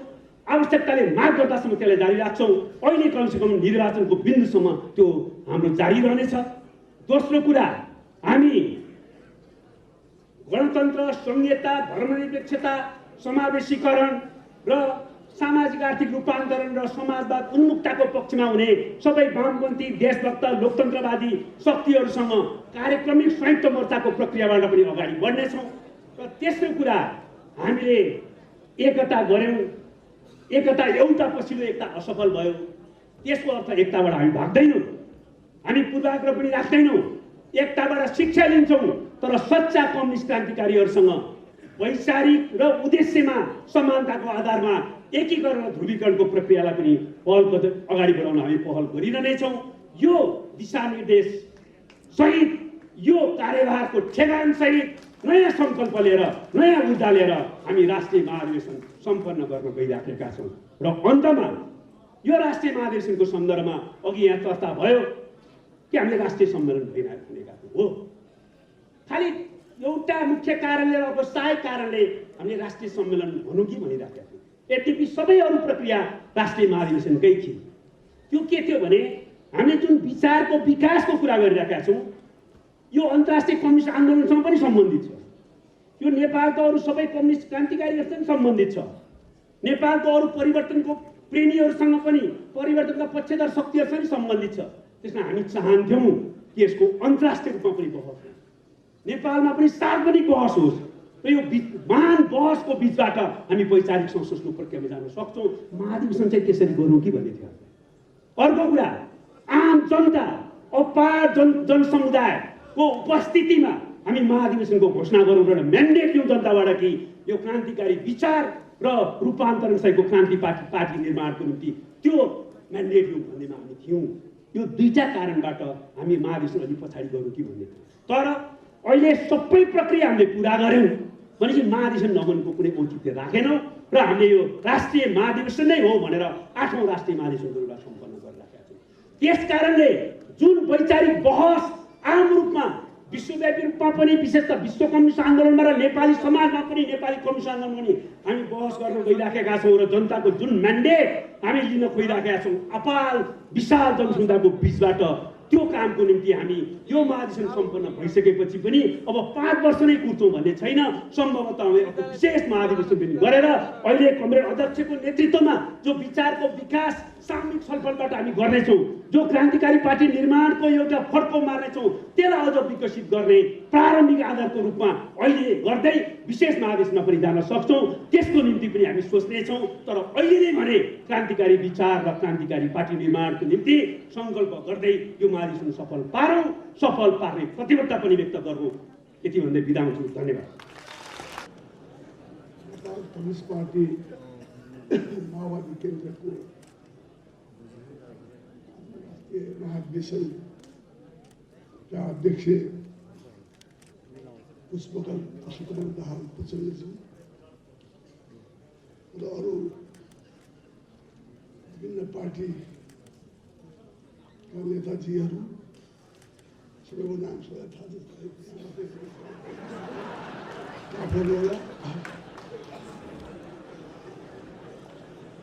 अहिले जो महाधिवेशन भएको छ अत्यन्त महत्त्वपूर्ण समयमा भइरहेको छ। यो अघि सम्मेलनबाट महाधिवेशन किन भयो भन्ने पनि उहाँले बोलिसकेपछि हामीले केही भन्ने कुरा नै भएन। अत्यन्त महत्त्वपूर्ण महाधिवेशन भएको छ। उहाँहरूको पार्टीको आफ्नो सबैको सहमतिले महाशिविरबाट महाधिवेशन भएको राम्रो कुरा हो। यो हर कुरामा सहमति भएको अझ राम्रो हुनेछ भन्ने लाग्छ मलाई। अर्को पार्टीमा पनि जान्ने हुने कुरा छैन। अहिले चाहिने पुष्पकमल दाहालजी धेरै ठुलो नेपालको राजनीतिमा ठुलो योगदान दिनुभएको छ। यो संविधान सभाको चुनावको उहाँको शब्द थियो, संविधान सभाको चुनाव गर्ने भने शान्ति प्रक्रियामा संविधान सभाको चुनाव। यो सत्य कुरा हो कि उहाँको चाहिने बलले उहाँको चाहिने उनले संविधान सभामा हामीहरू गएका हुन्। यस मानेमा संविधान सभाबाट संविधान बनाउने कुरा जो हो, हामी 7 सालमा काङ्ग्रेस पार्टीले प्राप्त गरेको कुरा धेरै ठुलो लडाइँ भएपछि अनि पुष्पकमल दाहालजीकै अगुवाईमा संविधान सभाको चुनाव भएर आज संविधान सभाबाट संविधान बनेको छ। समावेशी छ, समानुपातिक आधारमा छ र चाहिने संहिता छ, गणतन्त्र छ। यसै कारणले गणतन्त्रको संहिता सहितको समावेशी संविधान जो नेपालमा आएको छ यो अत्यन्तै महत्त्वपूर्ण संविधान बनेको छ।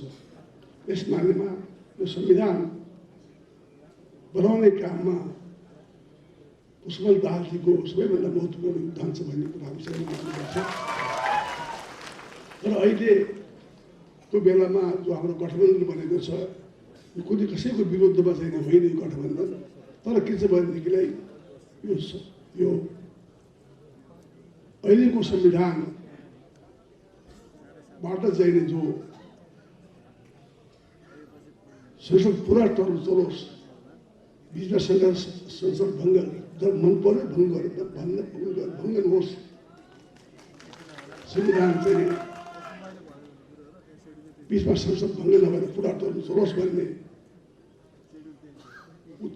पुलिस उद्देश्यका साथ संविधान बनाएको जस्तो लाग्छ। म पनि संविधान सभाको मेम्बर थिएँ, संविधान बनाउने काममा पनि केही न केही योगदान छ। त्यस मानेमा यो संविधानको आधारमा चाहिँ यो हामीले फेरि चाहिँ आधारमा गएर बनाएको यो गठबन्धन छ हाम्रो। यो 5 दलीय गठबन्धन चाहिँ कसैको खिलाफ गठबन्धन होइन। यो संविधानका साथसाथै यो संसद बचाउने पनि हो गठबन्धन। त्यस मानेमा यो गठबन्धन चाहिँ जो छ यो पुरा समयसम्म चल्नेछ, यसमा कसैले शङ्का नगरिरहेको छ। अझ म त के चाहन्छु भने अगाडि पनि गठबन्धन जाओस् भन्ने चाहन्छु। यसमा चाहिँ सबै पार्टीको सहमत हो। फेरि गठबन्धन कसैको खिलाफको गठबन्धन होइन। फेरि यो चाहिँ नि उता ओलीजीहरूलाई अरू पार्टीलाई नलागोस् कि हाम्रो खिलाफको गठबन्धन बनाएको हो। तर आफूले त मिल्न पाइन्छ नि आफूसँग। यसको लागि कुराहरू अरू चाहिने कुराहरू तपाईँहरूका अब यो एजेन्डाहरू छन् होला, छलफल व्यापक हुने नै छ भन्ने विश्वास छ मलाई। मैले अघि भनिसकेँ प्रचण्डजीको धेरै ठुलो योगदान छ यहाँ यो संविधान बनाउने काममा लेखिन्छ, शान्ति प्रक्रियामा पनि। अब शान्ति प्रक्रियाका केही कुराहरू बाँकी छन्। मलाई विश्वास छ यस हामी शान्ति प्रक्रियालाई पुरा गराएर चाहिँ यो TRC ट्रुथ एन्ड रिकन्सिलिएसन कमिसनदेखि लिएर डिसेपेरेन्स कमिटीको आज जो छ त्यो छिटै चाहिँ यसको समाधान गरेर सदाका लागि स्थायी शान्ति गर्नेछु, यसमा विश्वास गर्न चाहन्छु। अब कुराहरू मलाई धेरै राम्रो गर्नु छैन। त एउटा कुरा मैले बोल्नुपर्ने भयो यहाँ MCC राष्ट्रघाती अरू कुराबाट आएको थियो यहाँ MCC राष्ट्रघाती राष्ट्रघाटी मैले पढाएको छ कि छैन त्यो पनि थाहा छैन मलाई। त पहिले पढ्नु पऱ्यो MCC कहाँ छ राष्ट्रघाटी, मैले हेरेर कहीँ राष्ट्रघाटी गएको थिएँ। म पनि चाहन्छु कहीँ राष्ट्रघाटी गएको म पनि नेपाल प्रधानमन्त्री हुँ, नेपालको राष्ट्रको खिलाफमा जाउँला मैले। म पनि प्रजाको लडेको राष्ट्रको लडाइँ मान्छे हो। किन राष्ट्रघात काम गर्नुला मैले, राष्ट्रघाती सैनिक किन गर्नुला। त्यस कारण चाहिँ नि हामी यसमा चाहिँ नि एउटा कुरा के छ भने यस सन्दर्भमा सबै पढ्नुहोस्, अध्ययन गर्नुहोस्। र हाम्रो बिचमा छलफल हुँदैछ प्रचण्डजीहरूसित, अरू नेताहरूसँग छलफल गरिरहेका छौँ। यो MCC चाहिँ नि एकदमै चाहिँ नि यो चाहिँ नि नेपालको हितमा छ। सिधै आएको पैसा हो यो, हेर्नुहोस् सिधै आएको पैसा चाहिने भन्छ। वर्ल्ड ब्याङ्क ADB-बाट हामी ऋण लिन्छौँ, अन्तर्राष्ट्रिय कानुन लागू हुन्छ। MCC सिधै आएको छ, नेपालको कानुन मान्छु भनेको छ, तैपनि मान्दैन। राम्रोसँग बुझ्नु पऱ्यो क्या। त्यसै कारण चाहिँ नि यसमा व्यापक छलफल गरेर मलाई विश्वास यसमा सहमति भएर हामी यसलाई चाहिँ पास गराउनेछौँ। अरू कुरा चाहिँ नि मैले लामो कुरा भन्नु छैन। अब यहाँ प्रचण्डजीलाई बोल्नु होला, धेरै बोल्नु टाइम होला, फेरि धेरै लामो आज भाषण भयो, लामो बोल्ने वक्ताहरू छन्, सबैलाई छोटो बोल्ने मै हुँ, म पनि आज लामो बोल्ने मैले। अन्तमा चाहिँ नि यसको हार्दिक सफलताको, यस महाभियोग हार्दिक सफलताको कामना गर्दै तपाईँहरूको चाहिँ नि अत्यन्त सौहार्दपूर्ण तरिकाले सफल हुनेछ र चाहिँ मलाई विश्वास छ। उनी त मैले तपाईँको कला नेता बनाउँछ भने भन्ने कुरा होइन, मलाई विश्वास छ। कोही हेर्दाखेरि त अब प्रचण्डजी नै होला जस्तो लाग्छ मलाई। त्यसै कारण उहाँलाई पनि हार्दिक शुभकामना दिँदै बिदा हुन्छु। धन्यवाद।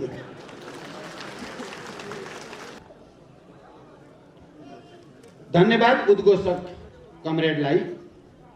हाम्रो पार्टीको यो 8औं राष्ट्रिय महाधिवेशन उद्घाटन सत्रमा प्रमुख अतिथिकै रूपमा उपस्थित नेपाली कांग्रेसका सभापति तथा देशका सम्माननीय प्रधानमन्त्री शेरबहादुर देउबाजी, पूर्व प्रधानमन्त्री तथा नेकपा एकीकृत समाजवादीका अध्यक्ष कमरेड माधव कुमार नेपाल, अन्य सबै राजनीतिक दलका नेता तथा प्रतिनिधि साथीहरू, हाम्रो केन्द्रीय समितिका सबै सहयोद्धा कमरेडहरू र यो 8औं महाधिवेशनमा उपस्थित सम्पूर्ण प्रतिनिधि, पर्यवेक्षक र पत्रकार साथीहरू, समय धेरै घर्किसकेको छ।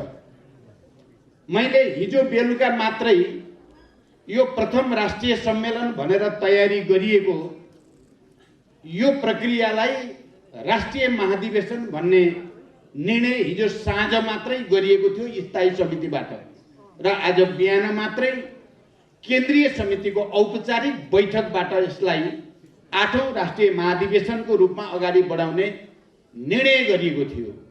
हामीले महाधिवेशन गर्ने निर्णय त गर्यौं, यो बारे मैले अहिले व्याख्या गर्नु परेन, तर महाधिवेशन हुनको लागि कम्तीमा पनि देशका सबै प्रमुख राजनीतिक दलका नेताहरूको उपस्थिति र उहाँहरूको कम्तीमा शुभकामना आवश्यक हुन्छ। यति छोटो समयको सूचनाबाट सबै पार्टीका नेताहरू उपस्थित गराउन सकिएला त? कम्तीमा पनि राष्ट्रिय महाधिवेशन भनिसकेपछि देशका सबै पार्टीहरूले एकै ठाउँमा जम्मा हुने, शुभकामना दिने र आफ्ना मन्तव्य मार्फत आफ्ना विचार र भावना पनि व्यक्त गर्ने त्यो थलोको रूपमा उद्घाटन सत्र हुने गरेको छ। हाम्रो अहिले जति पनि महाधिवेशनहरू भए ती सबै पार्टीका महाधिवेशनहरू करिब करिब त्यही रूपमा सम्पन्न भएका छन् र पछिल्लो नेपाली कांग्रेसको महाधिवेशनमा पनि त्यही रूपमा त्यसको प्रस्तुत भयो र एकजना भारतीय नेताले त महाधिवेशनमा बोल्दै गर्दा बडो सुखद आश्चर्य उहाँले व्यक्त गर्नुभयो। यस्तो त मैले संसारमै देखेको थिइनँ, यो त नेपालमै देखियो। सबै पार्टीहरू, के सत्ता पक्ष के प्रमुख प्रतिपक्ष, सबै पार्टीहरू के यो विचारको के त्यो विचारको के यो दर्शनको सबै एकै ठाउँमा छन्। एउटा आश्चर्य। दोस्रो आश्चर्य, यति धेरै प्रधानमन्त्री भन्नुभएको थियो उहाँले, त्यति बेला हामी प्रधानमन्त्रीको पनि त्यहाँ ठुलै लाइन थियो, यति प्रधानमन्त्री एउटै मञ्चमा भन्ने थियो। त्यसकारण मैले यति छोटो अवधिमा सबै पार्टीका नेताहरूको समय मिल्ला नमिल्ला भन्ने एउटा चिन्ता हामीलाई थियो, तर छोटै समयको सूचनामा पनि सम्माननीय प्रधानमन्त्रीजीदेखि सबै पार्टीका नेताहरू, यद्यपि कोही प्रमुख नेता बाहिर भएको हुनाले उपस्थित हुन नसकेको कुरा पनि यहाँ जानकारी भइसकेको छ, सबैको उपस्थिति भयो र यति लामो समयसम्म हामी झन्डै 3-3:30 बजेदेखि अब 7 बज्न लाग्यो, यत्रो समयसम्म सबै नेता साथीहरू धैर्यतापूर्वक बस्नु भएको छ।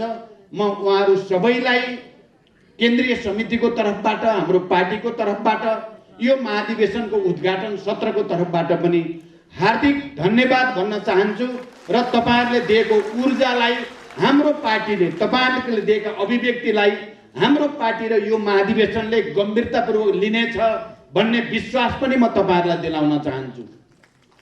दोस्रो कुरा मेरो कहाँ ध्यान आकर्षित भएको छ भने, हुन त माओवादी पार्टीको महाधिवेशन भएर हो कि आज जति पनि नेताहरूले बोल्नु भयो बडो जीवन्त रूपले बोल्नु भयो भन्ने मलाई महसुस भयो। आजको बोलीमा कृत्रिमता मैले कहीँ महसुस गरिनँ। भित्र मनकै कुरा, आफ्नो पार्टीकै कुरा, आफ्ना भावनाका कुराहरूलाई बडो चाहिँ इमानदारीता साथ नै यहाँ प्रस्तुत भएको महसुस गरेँ र मैले ती सबै प्रस्तुतिहरूलाई एउटा ठुलो डिबेट भयो यो महाधिवेशनमा भन्ने ठाने। बडो यो हामी माओवादीको निम्ति खुसीको कुरा हो, गर्वको कुरा पनि हो। यति छोटो समयको सूचनामा आएर सबै नेता कमरेडहरूले र मित्रहरूले आफ्ना कुराहरूलाई छोटोमा तर गम्भीरताको साथ देशको आन्दोलनको, लोकतन्त्रको, जनताको समृद्धिको आकाङ्क्षालाई हामीले कसरी पुरा गर्न सकिएला भन्ने विषयमा केन्द्रित भएर विचारहरू यहाँ प्रस्तुत भए। तपाईहरूले यो हाउसले मलाई लाग्छ सबै नेताहरूले बोल्दा तपाईहरूले ताली लगाउनु भयो। म बडो गम्भीरतापूर्वक तपाईहरूलाई पनि हेरिरहेको थिएँ। तपाईहरूले विचार मिल्ने नेताले बोल्दा पनि नमिल्ने नेताले बोल्दा पनि ताली लगाइ नै राख्नुभयो।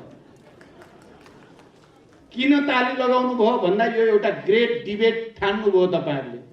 महाधिवेशनको एउटा ठुलो भाग सफल भइसक्यो र यो महाधिवेशनको ग्रेट डिबेटको सुरुवात गराउने, महान बहसको सुरुवात गराउने देशका सबै नेताहरूले जो भूमिका खेल्नुभयो, यसको निम्ति पनि म पार्टीको तर्फबाट र यो महाधिवेशन हाउसको तर्फबाट तपाईहरूले पटक पटक लगाएको तालीको प्रतिनिधित्व गर्दै म सबै नेताहरूलाई फेरि हार्दिक बधाई र धन्यवाद भन्न चाहन्छु। मैले के महसुस गरेँ भने यो महाधिवेशन हामीले छोटो समयमा सम्मेलनलाई महाधिवेशन भनिए पनि र भोलिदेखि बन्द सेसनमा हामीले कसरी प्रस्तुत हुने भन्ने कुराको दिशानिर्देश यहाँ भइसक्यो। यहाँ एकजना नेताले भन्नुभयो यो महाधिवेशन माओवादी केन्द्रको मात्रै महाधिवेशन हुने छैन। यो महाधिवेशनले लिने निर्णय, यसका सङ्कल्पहरू, यसका कार्यदिशाहरूले देशकै राजनीतिलाई महत्त्वपूर्ण प्रभाव पार्नेछ। त्यस अर्थमा यो महाधिवेशनतिर सिङ्गो देशले गम्भीरतापूर्वक हेरेको छ। यो हेरेको छ सिङ्गो देशले भन्ने कुराको एउटा सजीव प्रमाण त नेताहरूको उपस्थिति र उहाँहरूको अभिव्यक्ति नै हो। यहाँ राप्रपाको तर्फबाट देखि उहाँले भन्नुभयो हाम्रो त भिन्नै विचार हो भन्दा भन्दै पनि राष्ट्रिय स्वाधीनता र राष्ट्रवादको पक्षमा राष्ट्र सर्वोपरि हो भन्ने कुरामा हामी सबै नेपाली र सबै नेपालका राजनीतिक दलहरूको सहमति छ भन्ने कुरा पनि भन्न छुटाउनु भएन। आज मैले सिपिजीले पहिला त सिपिजीले प्रस्तुत गर्दा हुन त उहाँले आफ्नो विचार बडो चाहिँ खुला ढङ्गले नै राख्ने गर्नुहुन्छ। कहिलेकाहीँ अलि राखेको तितो हो कि जस्तो त लाग्छ, तर पनि उहाँले राख्नुहुन्छ। आज चाहिँ मलाई उहाँले राखेको पनि तितो लागेन। उहाँले पनि बडो गम्भीर ढङ्गले माओवादी अगाडि के चुनौती छन्, यसको सामना गर्न सक्छ कि सक्दैन माओवादी केन्द्रले, या देशको अगाडिका समस्याहरूको समाधान हुन्छ कि हुँदैन भनेर राख्नुभयो। मलाई बडो चाहिँ गम्भीर लाग्यो र मैले उहाँले बोलिसकेपछि भने तपाईँले बोलेर नोट गर्नुभयो त त्यो नोट दिनुहुन्छ मलाई भने मैले उहाँले भन्नुभयो म त्यसलाई साफी गरेर दिन्छु भन्नुभएको छ। म उहाँलाई पनि विशेष धन्यवाद भन्न चाहन्छु। अनि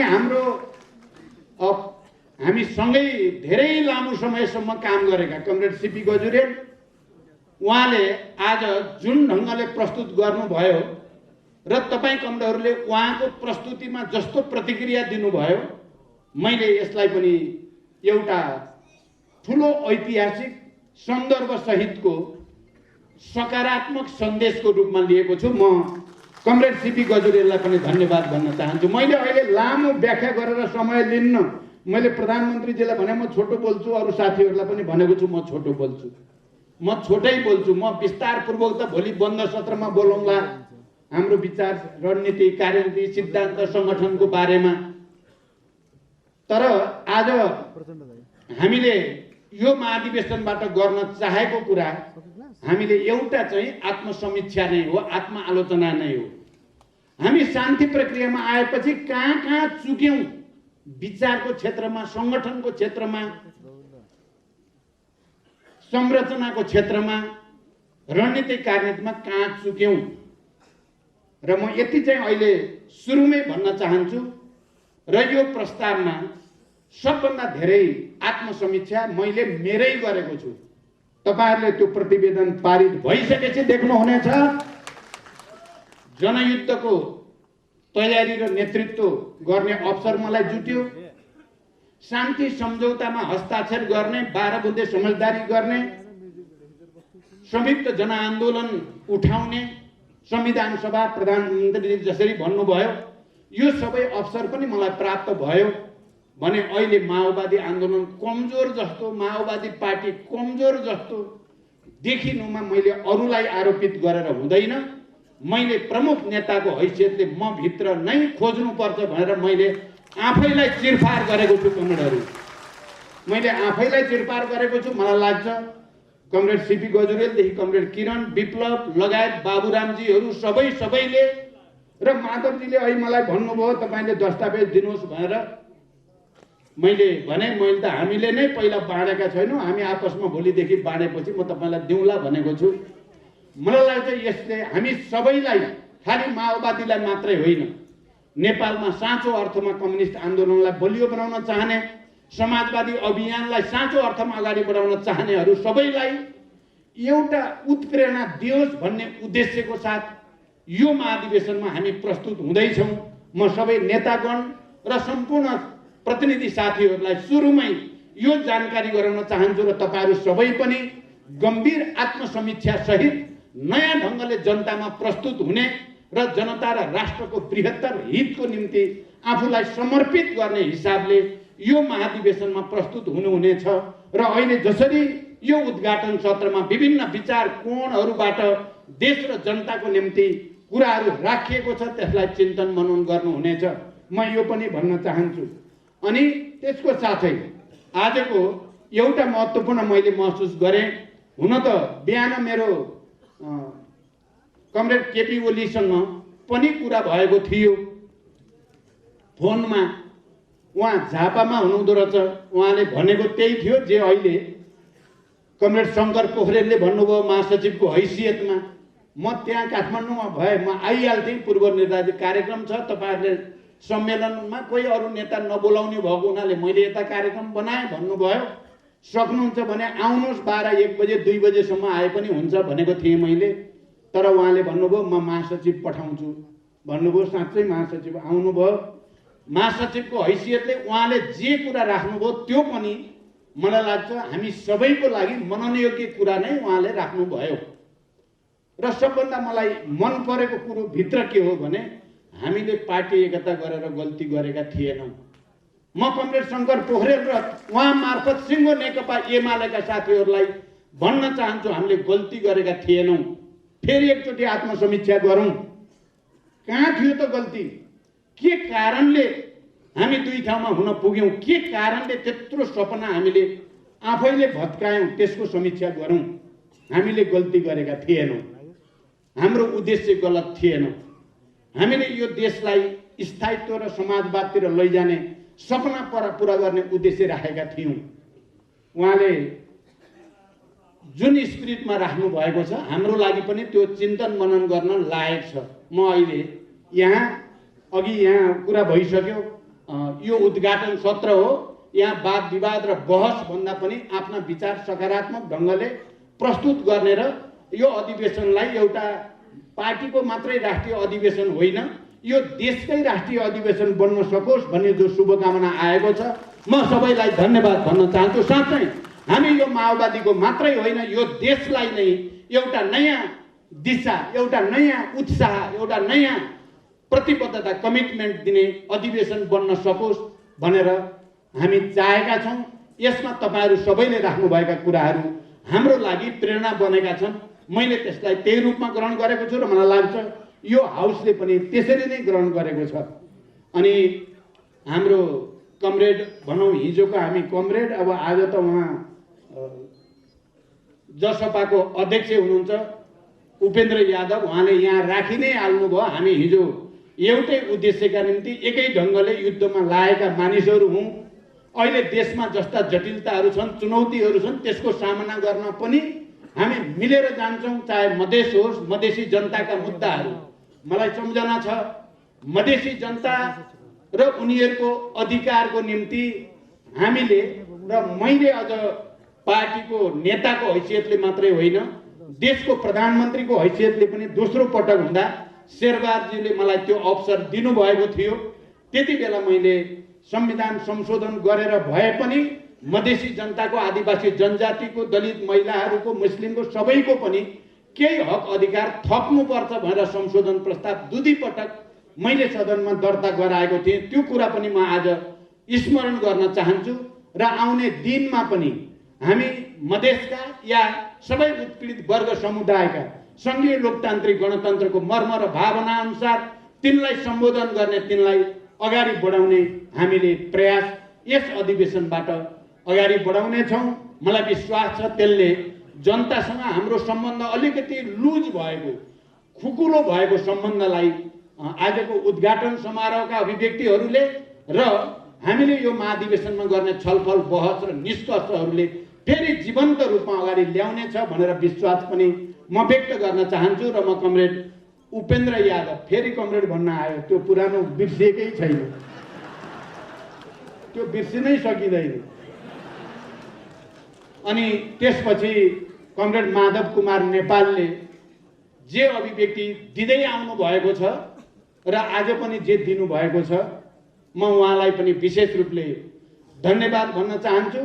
हामीले पछिल्लो चरणमा पार्टीमा विचारको निम्ति, सुशासनको निम्ति, जनताको समृद्धिको आकाङ्क्षा पुरा गर्नको निम्ति, दिन दुखी गरिबहरूलाई कसरी राहत दिन सकिएला भन्ने विषयमा हामीले बडो नजिक भएर काम गर्यौं।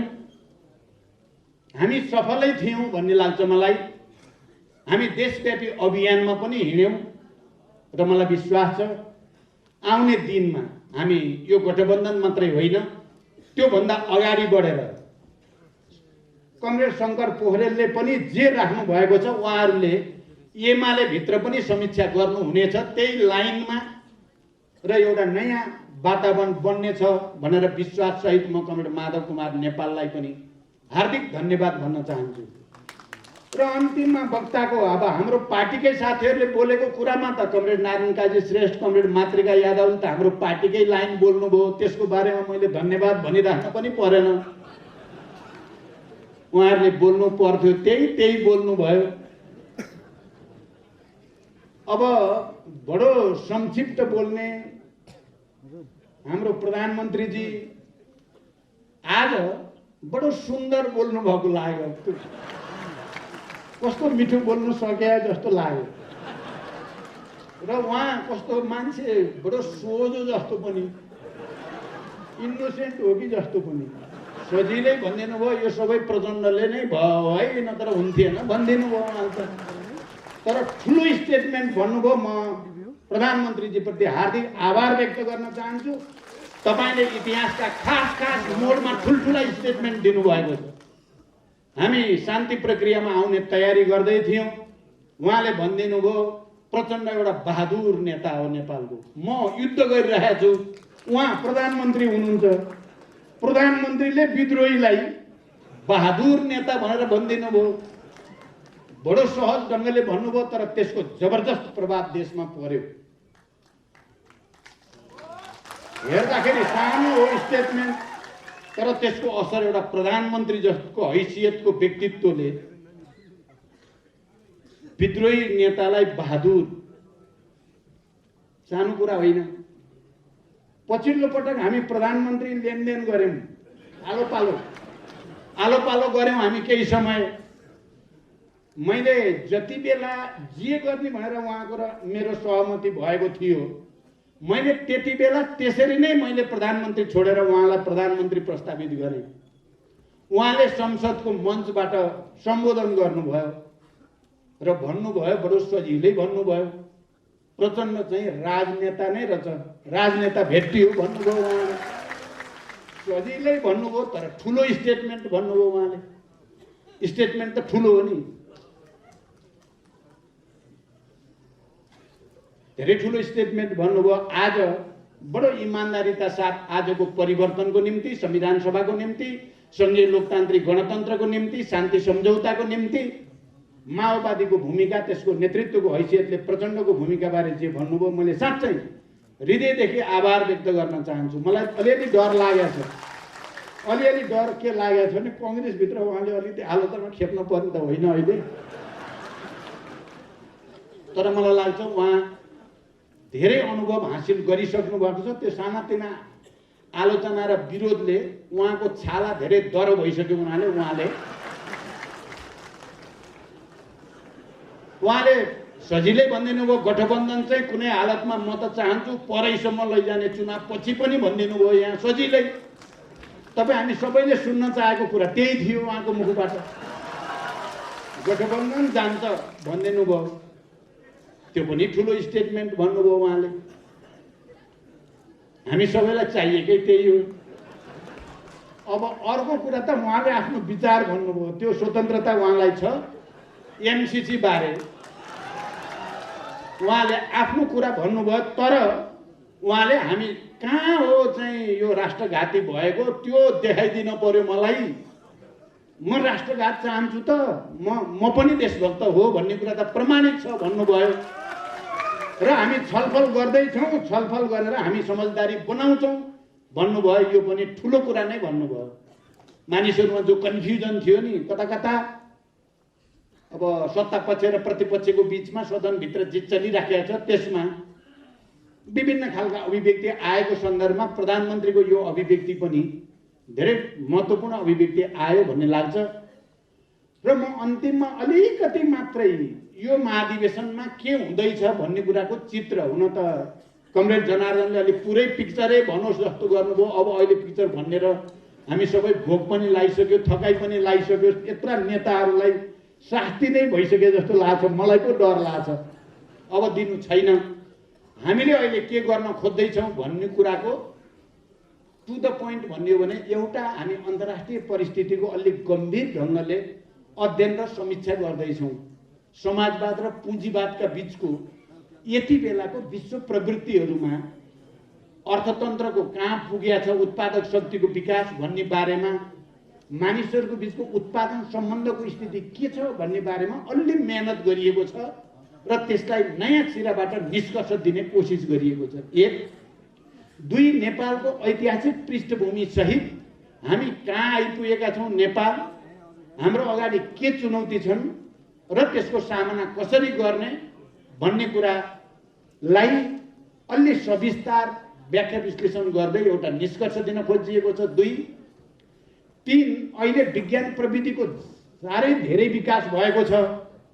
खास गरी 1980 देखि यतापट्टि सूचना प्रविधिमा भएको क्रान्ति र यो ग्लोबलाइजेसन भन्ने कुरा र डिजिटलाइजेसन, डिजिटलको युगसम्म आउँदा विज्ञानले साँच्चै एउटा चमत्कारिक विकास गरेको छ। त्यो विज्ञान प्रविधिको विकासको विश्व अर्थतन्त्रमा कस्तो प्रभाव छ, विश्व राजनीतिमा कस्तो प्रभाव छ, मानिसहरूको आपसी सम्बन्धमा कस्तो प्रभाव छ भन्ने कुराको समीक्षा गरिएको छ। र यसले यो विज्ञान प्रविधिले समाजवादलाई अस्वीकार गरेको छ कि समाजवाद चाहिँ नभइनहुने भनेको छ त। यो विज्ञान प्रविधिको विकास र अहिले भूमण्डलीकृत पुँजीवाद भनौँ, जो वित्तीय पुँजीवादको वर्चस्व भएकोहरूको सम्बन्धले धनी र गरिबको खाडल बढेको छ कि घटेको छ भन्ने आकलन हेरिएको छ र धनी र गरिबको खाडल त झन् बढेको छ। सीमित विकसित देशहरूमा केन्द्रित भएको साधन स्रोत र पुँजी चाहिँ र थर्ड वर्ल्ड कन्ट्री भनौँ या अल्प विकसित र विकासशील देशमा जो स्थिति छ त्यो दरार निकै भयानक दरार भएको छ। त्यसकारण समाजवाद झन् बढी आवश्यक भएको छ भन्ने निष्कर्ष दिन खोजिएको छ। तेस्रो कुरा। चौथो कुरा, हामीले हाम्रै राजनीतिक विकासको सन्दर्भ ल्याउँदै चाहिँ हामी अब कस्तो कार्यदिशा अन्तर्गत समाजवाद उन्मुख समृद्धि भनेको के हो र त्यो समाजवाद उन्मुख समृद्धि हुँदै सामाजिक न्याय र विकासको नयाँ युगतिर देशलाई लैजाने, यो देशका सबै उत्पीडित वर्ग, जाति, क्षेत्र, समुदायको हक अधिकारलाई संरक्षित गर्ने के उपाय हुन सक्छ भन्ने बारेमा नयाँ र अलिकति परिमार्जित कार्यनीति र रणनीति प्रस्तुत गरिएको छ। चौथो। अर्को चाहिँ अहिलेको दुनियाँमा चाहिँ केही गम्भीर र संवेदनशील विषयहरू अहिले विश्वव्यापी रूपमा उठेका छन्। एउटा त यो पर्यावरण विनाशको समस्या, पृथ्वीको तापक्रममा भइरहेको वृद्धि, जलवायु परिवर्तन, समुद्रको सतह बढ्ने, हिउँ परत पग्लेर समुद्रको सतह बढेर समुद्र वरिपरि भएका देशहरूको अस्तित्व खतरामा पर्ने, यत्रो विकास भयो विज्ञान प्रविधिको भनिएको छ। अब समुद्रभित्रका थुप्रै नस्लका जलचरहरू लोप हुन थाले अनि जमिनमा रहेका पनि थुप्रै स्थानीय नस्लका जीवजन्तुहरू नष्ट हुन थाले। मानिसहरूलाई विभिन्न खालका रोग व्याधिहरू यति व्यापक रूपमा सताउन थाल्यो र विश्वव्यापी आक्रमण पनि बढेको छ। अहिले डायबिटिज, बीपी, क्यान्सर, मुटु, फोक्सो, किडनीका समस्या त आम भएर गए। यति धेरै विकास हुनुमा हाम्रो खाद्यान्न, हाम्रो खाद्य संस्कृति, हाम्रो लबाई खबाई, हाम्रो अहिले विकास भएको सबै जुन आयात निर्यातको स्थिति छ यसको के असर छ त? र यो पर्यावरण विनाशलाई रोक्नको लागि समाजवादीहरूले के भूमिका खेल्न सक्छन् भन्ने कुरालाई विशेष रूपले मेहनत गरेर त्यहाँ एउटा विश्वव्यापी अभियान कसरी छेड्न सकिन्छ त? हामी नेपाल हिमालयको काखमा छौँ, हिउँ पग्लिँदैछ, यसले जलवायु परिवर्तन भयानक रूपले हामी सबैले भोगिसक्यौँ। नआउनु पर्ने बेलामा भयानक बाढी आउँछ, नजानु पर्ने भूस्खलन, भयानक ढङ्गले भूकम्प जान्छ, भूस्खलन हुन्छ। यो सबै प्रक्रियामा यो पुँजीवादी उत्पादन प्रणालीको भूमिका के कति छ त? यो कसले गर्दा भयो? गरिब देशहरूले गर्दा भयो? अल्पविकसित र विकासशील देशका जनताले गर्दा भयो भन्दा बिल्कुल होइन। यो विकसित र पुँजीवादी देशहरूकै कारणले भयो। त्यसकारण विश्वव्यापी अभियान चलाउनु पर्छ।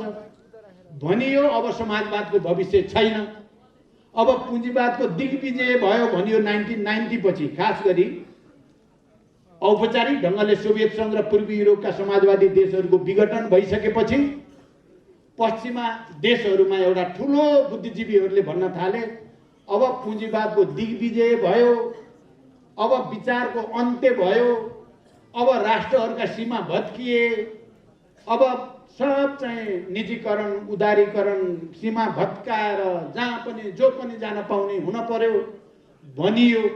र हामी गरिब देशका सरकारलाई, पार्टीहरूलाई भनियो कि तिमीहरू खुला गर तिमीहरूको बजार हाम्रो मालको निम्ति, यही हो उदारवादी अर्थतन्त्र, यसैमा तिमीहरूको हित छ भनियो संसारभरिका अल्पविकसित र विकासशील देशहरूलाई।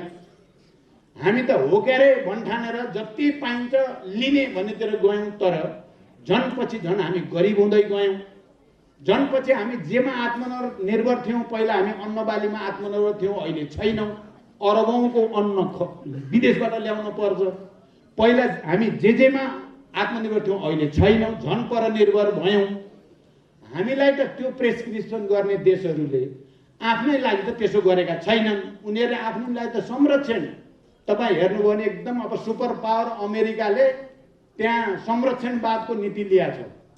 त्यहाँ कम्पनीहरू टाट पल्टिन लाग्दा जस्तो चाहिँ 1908 देखि जो ठुलो मन्दी आयो, त्यो मन्दी आएपछि त राज्यले यति धेरै चाहिँ अनुदान र ऋण सस्तो दिएर कम्पनीहरूलाई बचाउने काम गर्यो। त्यहाँ शिक्षा स्वास्थ्यमा यति ठुलो लगानी गरेछ। त्यहाँ चाहिँ राज्यले सबै त्यस्ता आधारभूत जनताको कुराहरूको लागि संरक्षणवादको नीति लिने, हामीलाई चाहिँ खुला छोडिदेऊ भनेर हामीलाई चाहिँ कङ्गाल बनाउने किन काम भयो भन्ने जस्ता विषयहरू सहित अन्तिममा हामीले के भन्न खोजेका छौँ भने हामीले यो संविधानमा जे परिकल्पना गरेका छौँ त्यसलाई कार्यान्वयन गर्नको निम्ति पहिला त हामी आफै बदलिनुपर्छ। पहिला त हाम्रो पार्टी नै पहिला बदलिनुपर्छ। हामीले नै आत्मसमीक्षा गर्नुपर्छ र जनतासँग, श्रमसँग जोडिने, उत्पादन कार्यसँग जोडिने एउटा नयाँ संस्कारको हामीले विकास गर्नुपर्छ भनेर शिक्षा, स्वास्थ्य, रोजगारी, पर्यावरणको संरक्षण, प्रकृतिको संरक्षण लगायतका विषयहरूलाई लिएर स्थानीय समुदायको हितलाई प्राथमिकता दिएर उत्पादन, श्रम र सांस्कृतिक रूपान्तरणको अभियान गर्ने र नेता कार्यकर्ताहरू निश्चित अवधि जनतासँग घुलमिल भएर सामूहिक जीवन बिताउने, सँगै खाने, सँगै बस्ने एउटा अर्को चाहिँ भ्रूण, यो ठुलो चमत्कार हुन्छ म भन्दिनँ, तर एउटा भ्रूण दिने भन्ने हाम्रो कोसिस भएको छ। मलाई लाग्छ हामीले भोलि पर्सि हामीले पार्टीमा बहस गरिसकेपछि यो महाधिवेशनबाट निष्कर्ष दिएपछि हाम्रो कोसिस छ यो एउटा सिँगै राष्ट्रको निम्ति पनि, सबैको निम्ति पनि एउटा उत्प्रेरणा, एउटा रेफरेन्स, एउटा राम्रो रेफरेन्स बनोस् र देशलाई नै एकताबद्ध गर्न सकियोस्। जनतामा एउटा नयाँ विश्वास पैदा गर्न सकियोस् भन्ने ढङ्गले सोचिएको छ। यही कुरा संक्षिप्तमा राख्दै फेरि एकचोटि सबै नेता साथीहरूलाई र सम्माननीय प्रधानमन्त्रीलाई आभारसहित धन्यवाद व्यक्त गर्दै म यो उद्घाटन समारोह यही समाप्त भएको घोषणा गर्छु। धन्यवाद, अभिवादन। हामी यसरी नै विभिन्न विषयवस्तु लिएर आउने नै छौँ। तपाईँहरू हेर्दै गर्नुहोला टिभी पञ्चेली 8K।